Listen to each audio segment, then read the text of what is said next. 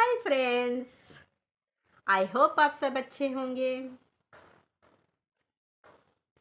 मैं क्या करूँ यार, समझ में नहीं आता मुझे कुछ भी ना। मेरा तो बस ना आप ऐसा लगता है जैसे कि मैं ना थोड़े दिन की मेहमान हूँ। कुछ नहीं पता लगता मैं क्या बोलती रहती हूँ। आप मेरी बातों पे गौर मत करना प्लीज़। मैं तो वैसे ही मजाक में करीब बहुत कुछ बोलती हूँ। जो बात मैं आपसे कहना चाह रही हूँ वो उसके बारे में आपको बोलूँगी। वैसे तो मैं जो भी बोल रही हूँ सब बकवास ही होता है। और मैंने ना किसी से बात करी काम के बारे में, तो एजेंसी में, एजेंसी वाले एक ऑफिस है एजेंसी का जो पैसे दे के मतलब पैसे लेके काम लगवाते हैं। तो वो मैंने पता किया था अपना पंजाब में नीला भवन।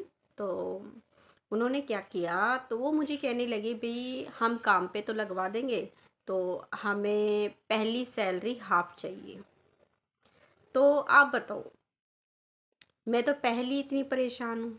2000 उनको पहले चाहिए, ठीक है, फॉर्म भरने हैं काम के, कि हाँ भाई जिस ऑफिस में हम लगवाएंगे हम पैसे दे के काम पे लगवाते हैं। अब आपको पता है मैं बैठी हूँ घर में, इस टाइम मेरे पास कोई पैसा नहीं है, कुछ नहीं है, क्योंकि इस टाइम मैं खाली हूँ। क्योंकि देखो आपको पता है किराया देना, स्कूटरी की किस्त भरनी, घर के खर्चे बहुत मतलब कितना हो जाता है। इस बार मैंने बहुत मुश्किल से घर का खर्चा पानी निकाला, बहुत ही मुश्किल से घर चलाया, क्योंकि किसी किसी से उधार लेके मैंने अपनी किस्तें निकाली, रेंट भरा।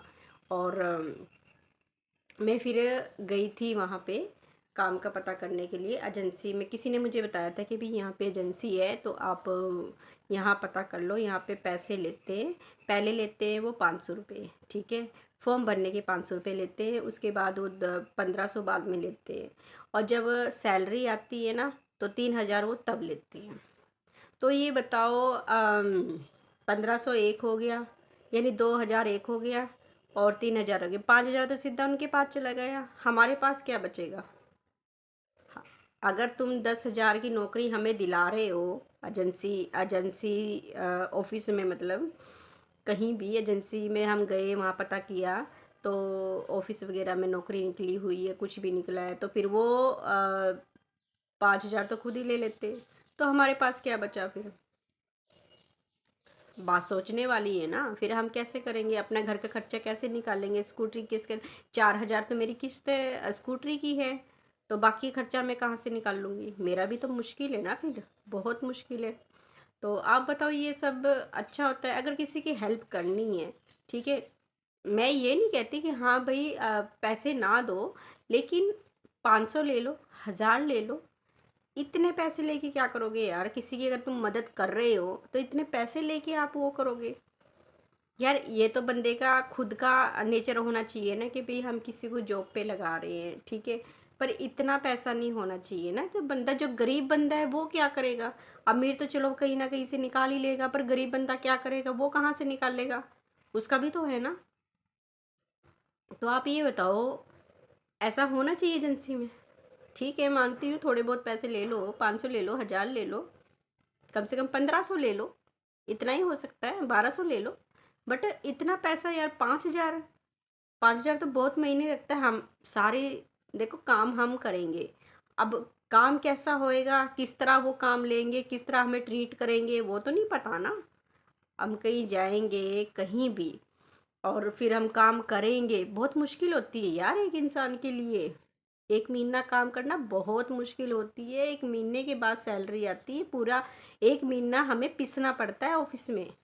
पिसने के बाद वो हमें सैलरी देते हैं, वो भी 10 दिन ऊपर करके, 10 तारीख को। तो आप ये देखो, अगर 10 तारीख वो पूरा महीना वो लग गया, 10 दिन वो हो गए, 10 तारीख को तनख्वाह आई, 5,000 हमने उधर दे दिए और 5,000 हमारे पास बचे। तो हम करेंगे क्या बताओ? हमारा तो किसी चीज़ में खर्चा नहीं निकलेगा ना, हमारा तो फिर बहुत मुश्किल हो जाएगा।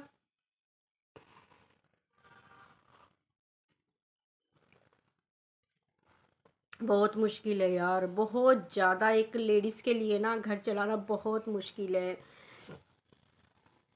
मैं इतनी परेशान हूँ ना, मैं आपको बता नहीं सकती मैं कितनी परेशान हूँ। ओके, नेक्स्ट ब्लॉग में बात करते हैं। Bye bye.